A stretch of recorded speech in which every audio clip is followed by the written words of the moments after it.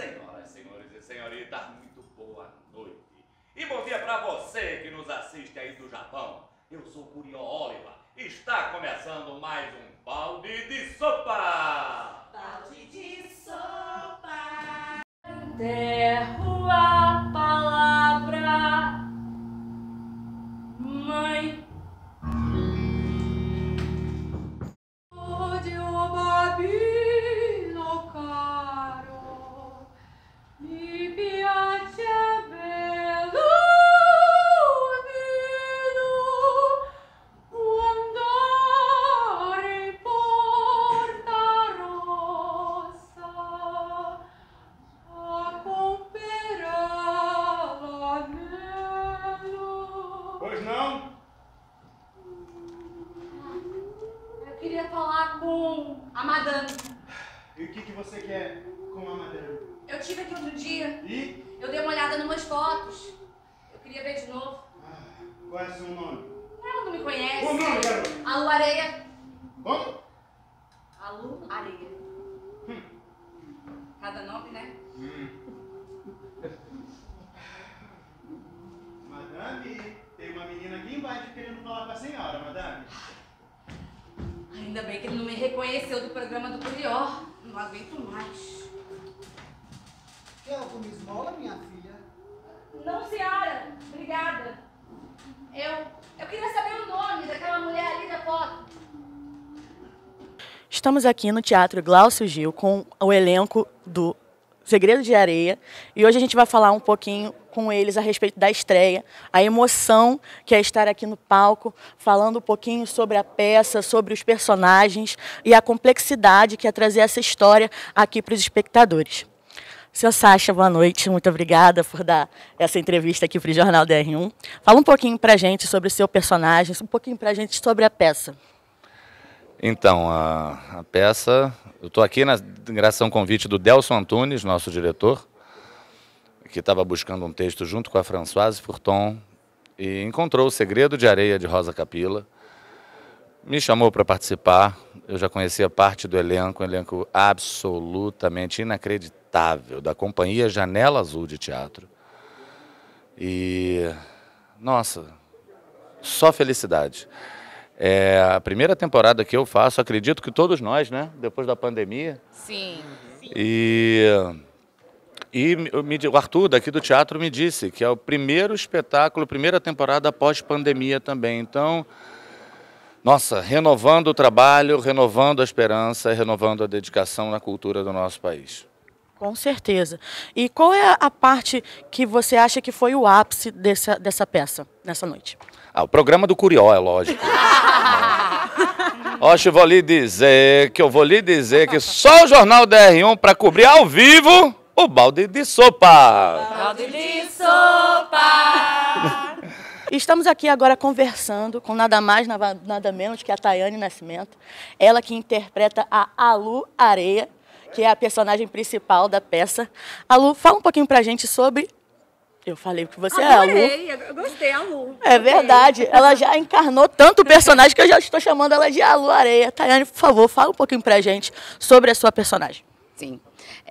Fazer esse personagem no momento, assim, que chegar no Rio, eu não sou daqui, sou de Minas, e aí chegar aqui pra mim depois de 2 anos fora daqui, foi um baque muito grande, sabe? Chegar, ver a quantidade de moradores de rua que aumentou significativamente, pessoas que estão ali dentro de uma realidade que não escolheram.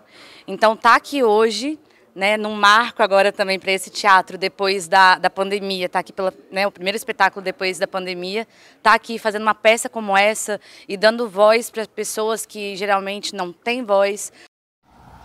Só um louco se joga no abismo para compreender sua profundidade. As pessoas não dão importância, as pessoas se acostumam com o que veem, né, nas ruas. E eu acho que é um trabalho lindo mesmo para a gente não se acomodar com o que incomoda demais, sabe? E estar aqui hoje é muito gratificante. E eu estou muito feliz. E a gente pode observar, quem estava assistindo a peça, que você estava bastante emocionada, mas bastante entregue à sua personagem, obviamente, como a gente acabou de dizer. E a gente observa que é uma menina que vai crescendo, que dá a volta por cima. E eu gostaria de saber qual foi a parte que mais te tocou durante toda essa peça. Meu Deus, calma, porque são muitos momentos que me tocam assim nessa peça. Mas... Caramba, você sabe que eu não tinha parado para pensar? Qual momento me tocou mais? Não! Eu já sei! A dança dos cobertores.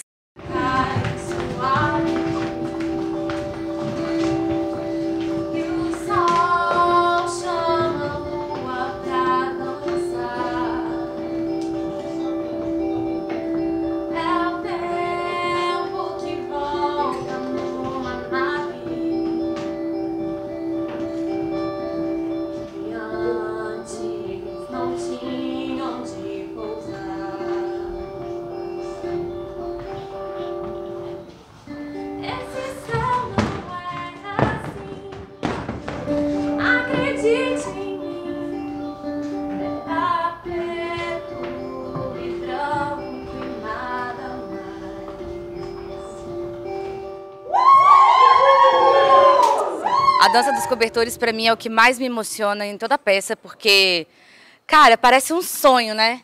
Ver aquilo, pessoas que a gente encontra saindo aqui no teatro, inclusive, e aí essas pessoas estão ali jogando fora seus cobertores como ato de resistência, como ato lindo, e aquilo ali para mim me emociona. Eu não estou nessa cena, mas eu fico ali, cara, tipo, essa cena é a melhor para mim. É uma coisa que eu gostaria que acontecesse mesmo no mundo. E é isso. Então fica a dica para você, espectador do Jornal da R1, que você venha assistir no Teatro Glaucio Gil a peça Segredo de Areia.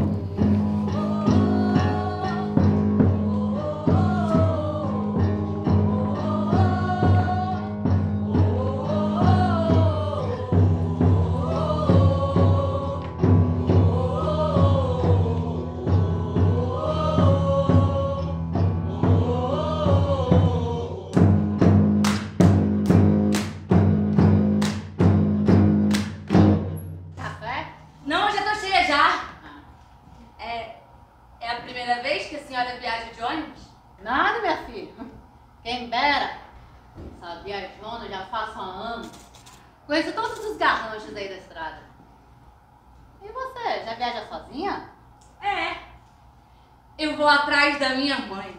Ah, então você mora no Rio e sua mãe é Terezinha. Estamos aqui com o senhor Delson Antunes, diretor da peça Segredo de Areia, e ele vai falar um pouquinho pra gente, um resumo da peça no olhar dele. Senhor Delson, boa noite. Pode tirar o seu. O senhor poderia falar pra gente aqui do Jornal da R1 um pouquinho da peça, um resumo do seu olhar sobre a peça Segredo de Areia? O senhor pode falar. Olha, para mim é uma história muito emocionante, né? Uma história que eu estou envolvido com ela há um tempo, já um ano e meio, né? Como inicialmente eu faria com a Françoise como audiovisual, como cinema, e agora virou teatro, mas deve voltar ao audiovisual depois, do futuro, se Deus quiser. E é uma história muito comovente, uma história muito atual, né? Uma história... Eu gosto muito de poder dar voz aos excluídos, né? Eu acho que a Areia, a personagem principal, que é uma história de uma moradora de rua, né? Mas que se supera, que cresce, que traz uma mensagem de superação, de esperança, né? É uma lutadora, uma pessoa que não se dá por vencida em situação alguma. Então eu acho que é um personagem que pode servir de exemplo para a gente, para muita gente que vive hoje no Brasil, né, num país onde a fome está imperando, a miséria está aumentando, o desleixo com o ser humano, né? Assim, eu acho que o ser humano está sendo colocado em segundo plano e apoiado pelos nossos governos, pelas nossas lideranças, né? E eu acredito que o ideal seria a inversão disso, primeiro o ser humano, né? Então a Areia, ela é um exemplo, né, de um ser humano que se supera, que persegue o seu objetivo, o seu destino. Ela vira uma detetive de si própria e acaba compondo o quebra-cabeça da sua vida e atingindo os seus objetivos, né? Então, agora, apesar de ser uma história muito forte, muito densa, eu fiz o meu olhar, né, pode contar essa história com muita delicadeza, com muita poesia. Eu acho isso fundamental até para esses momentos difíceis que a gente vive. Isso é verdade, a gente conseguiu observar que as pessoas ficaram tocadas, até mesmo os próprios atores aqui da peça. E nós gostaríamos de saber, que hoje é o dia da estreia, gostaríamos de saber o seu sentimento de ver a casa cheia após uma pandemia que nos assolou a todos nós. Qual o sentimento de estar novamente voltando aos palcos e tendo essa casa cheia? Olha, é maravilhoso, mas a pandemia não acabou, continua nos assolando, tem um monte de gente doente, um monte de gente morrendo ainda, está aumentando o número de mortos, né? Mas o teatro não pode parar, eu acho que a vida também não pode parar, né? Então, é um prazer e um orgulho muito grande poder estar fazendo teatro presencialmente, né?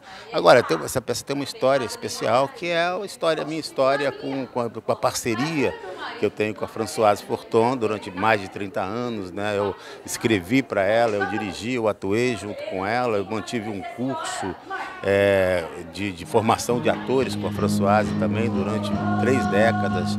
Então, e essa história começou com essa parceria, né? Então, isso tudo é uma emoção muito forte, mais a possibilidade concreta que a gente conseguiu de estrear no dia do aniversário da Françoise, né? Hoje, 8 de julho. Então, é muita emoção, né? A superação, a conquista, não só de estar fazendo teatro, mas de estar fazendo teatro num momento onde os nossos governantes estão perseguindo a cultura.